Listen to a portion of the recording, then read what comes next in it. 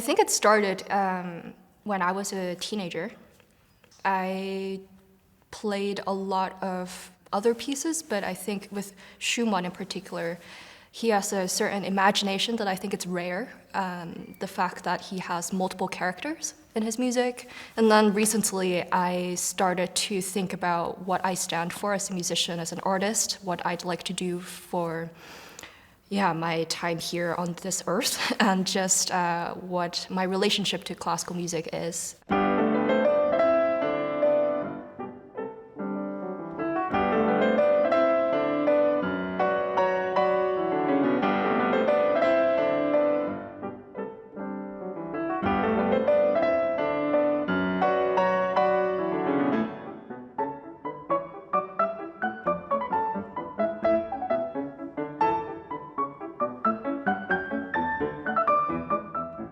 I think he was a very idealistic person, if anything. I mean, yes, he did end up in an asylum, but no, I think he was anything but morbid. I think when you're morbid and melancholic, you kind of don't have hope. And I think he had a lot of hope for kind of the extent of music and what values he had. I mean, if he was really melancholic and morbid, he would be sitting, I think, alone, not doing anything. And I think he was really the opposite of that.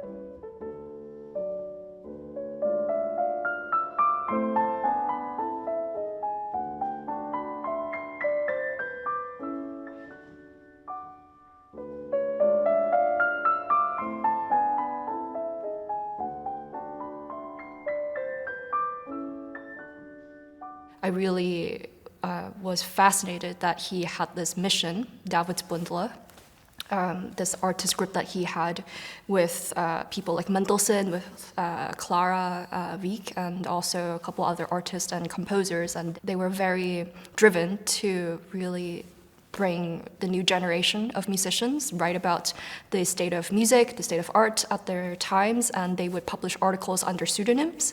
And I just like that he had a philosophical mission of bringing the arts and a certain quality in arts also, and really was against sensationalism. So many, many reasons why I think I gravitated towards Robert Schumann.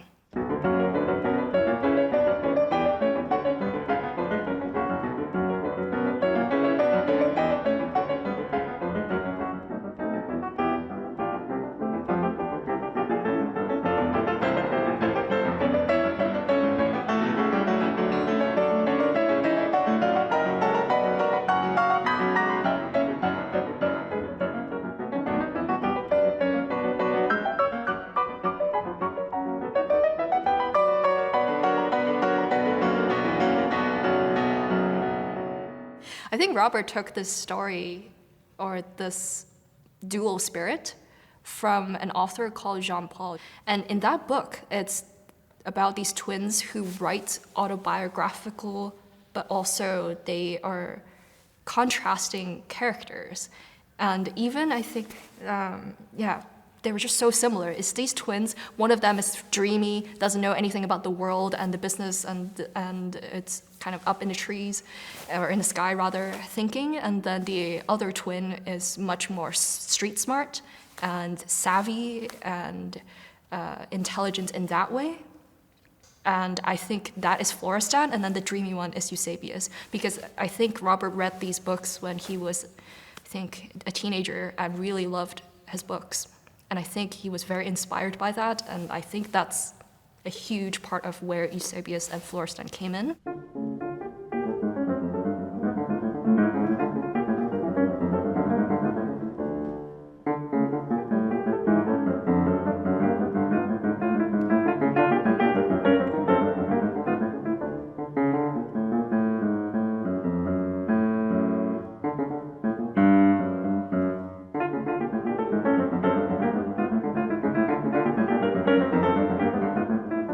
In general, I like to go in blind and just learn the music from the music notes themselves first.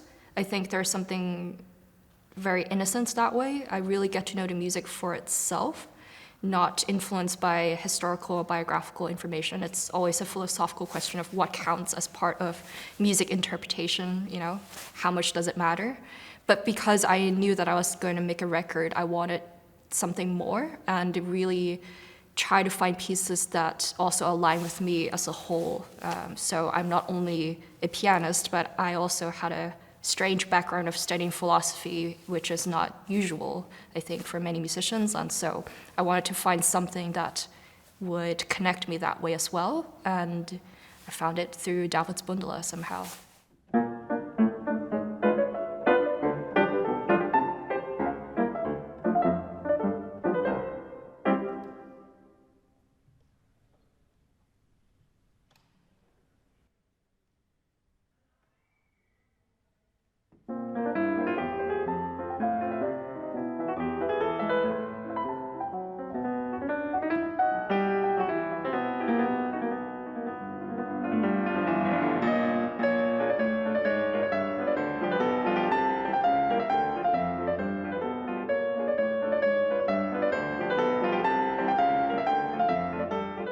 I think there are a lot of labels about what classical music is, especially from people who might not be inside the professional world of classical music. I think a lot of times people think, oh, it's just elitist, stodgy, very distanced.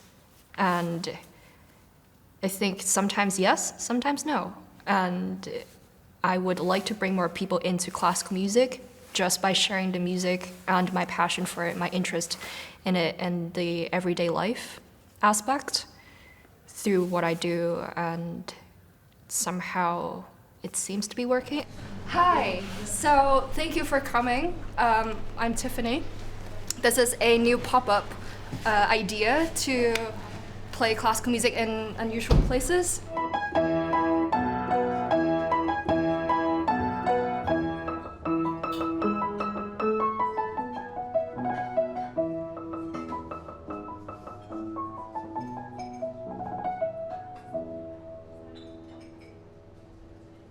The idea is to bring classical music to more people than what you usually think, you know, and just make it more casual and something that everyone can enjoy, because I think, yeah, just like any other types of music, I think classical music also can be anywhere. Or somebody come up and play.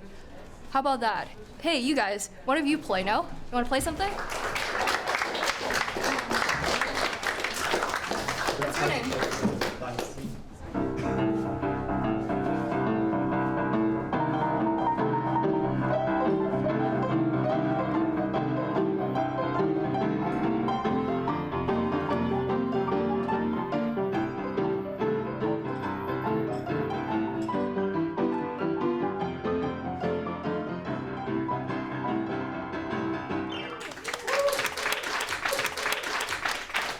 Do you know anything classical?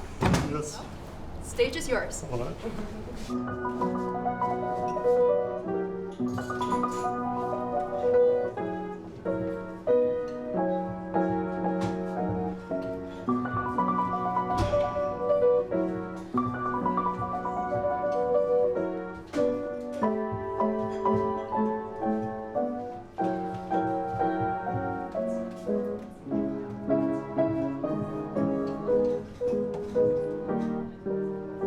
I think it's again, just being humans, I think means a lot.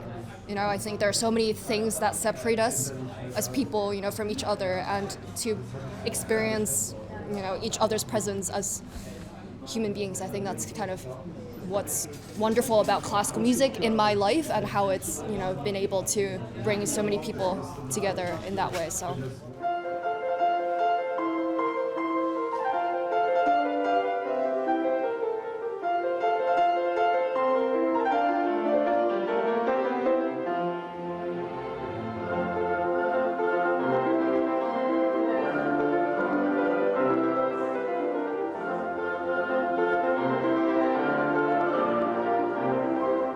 My mom gave me a yellow toy piano when I was 2. I was obsessed with it. My father was an audiophile, played all kinds of music, and I would try to match the 4 notes on the yellow toy piano with the music. It was only C, E, G, C or F, A, C, F, because apparently I found out 2 years ago or maybe a year ago, that I actually have 2 yellow toy pianos because I played on one of them so much that it started to get rusty. And so my mom bought another one, and they're in different chords. It's only 4 notes. That's how I started toy piano.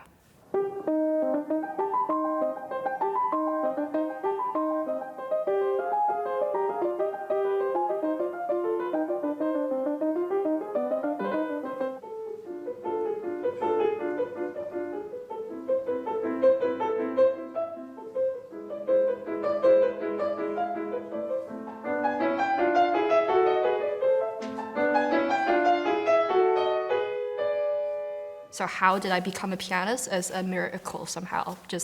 I kept playing. I like to play things with my fingers. I like to rip pieces of paper apart, press elevator buttons. So it's just that for me growing up.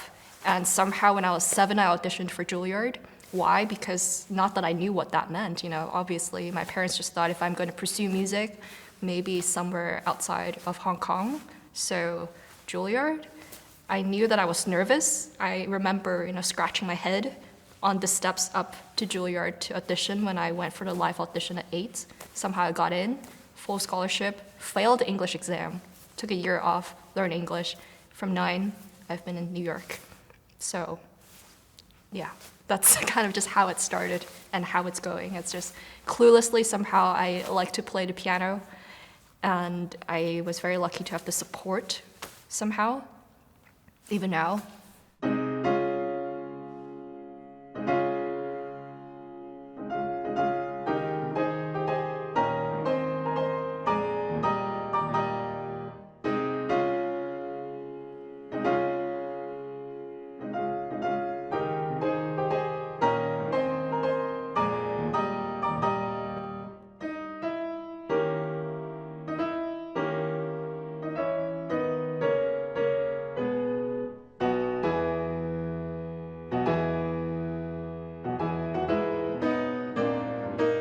Then I got a full scholarship to Columbia University. That's when I decided to major in philosophy, and that's when I really expanded, I think, my thinking. So I thought I would study English at first, but then I took a class. Very first day of college, first class ever in college was philosophy of art. And I will always remember that professor and that class because that was the reason that I studied and changed into majoring in philosophy. And so it was always about understanding what it means to be a human.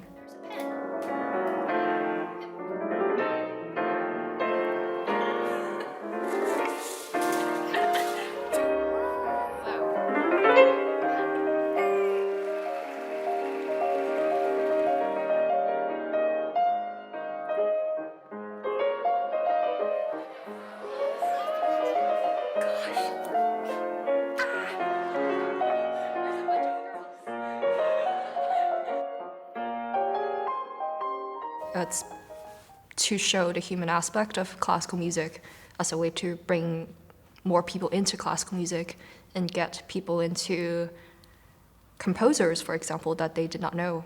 Like a lot of people, I am only saying this because I read messages, I'm not claiming this by any means, but some people have gotten into Schumann, for example, because I keep talking about him and I play his music in my videos. And I think that's a very organic way to get into any interest. I mean, people look at people baking and then they get into baking. So I think it's a little bit like that.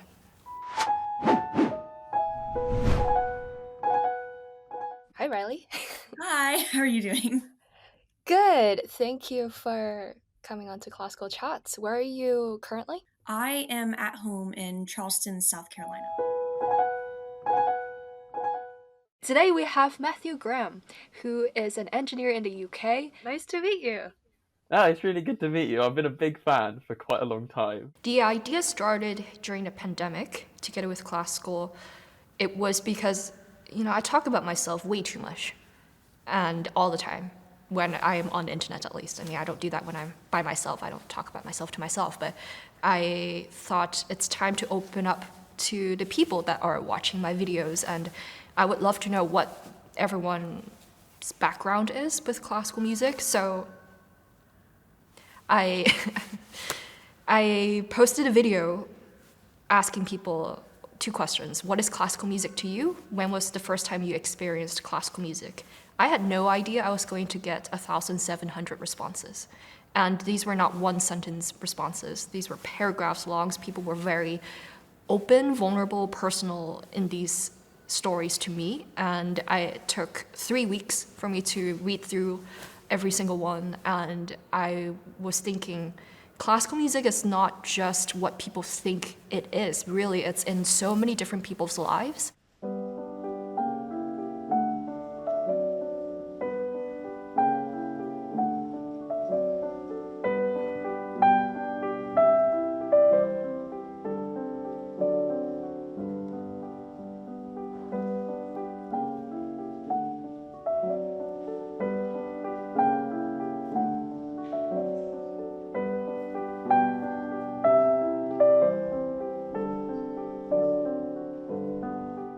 I thought of this Dresden concert program at the Heathrow Airport in front of a toy store.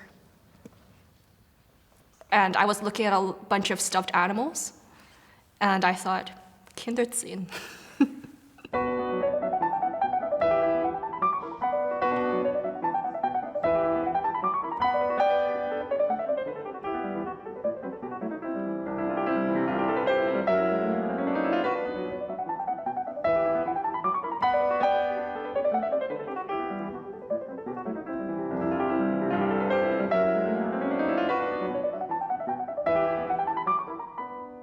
It always, I think, resonates with people when you think back on how you were as a kid, how your family and your upbringing influence who you are today.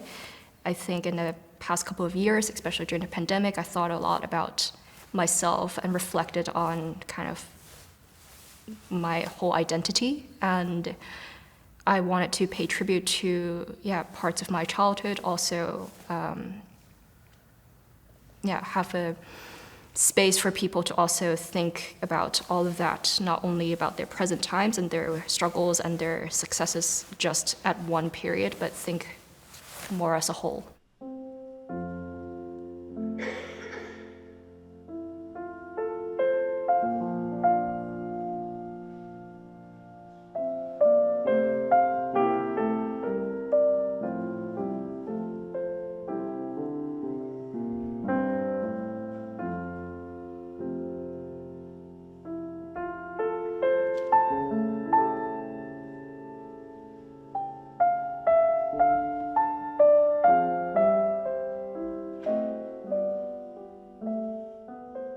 Really, I don't have too much planning. I think spontaneity is underrated sometimes in a world where everything has to be calculated and quantified. I don't know. I mean, I would like to play more concerts, obviously, if we're talking about like planning. Of course, I would love to play more concerts, introduce classical music to more people, build up my charity together with classical, build up my projects, and continue doing that. But very concretely, I know that today I have this interview. I will play the piano. Tomorrow I have a concert. One day at a time.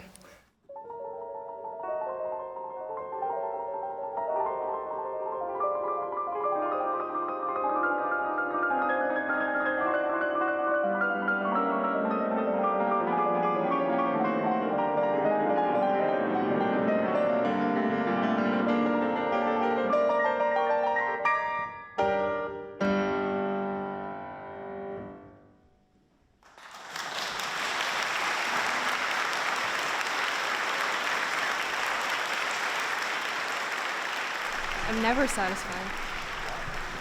Too many wrong notes. I mean, yeah, I think it's always very, I mean, of course, wonderful experience to play in this acoustics. And also in this palace, it's really, really beautiful, special. And because of that, I think I always have very high expectations for myself.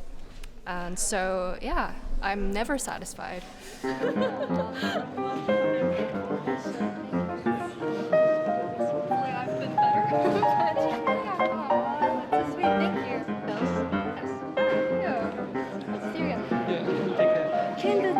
Yeah,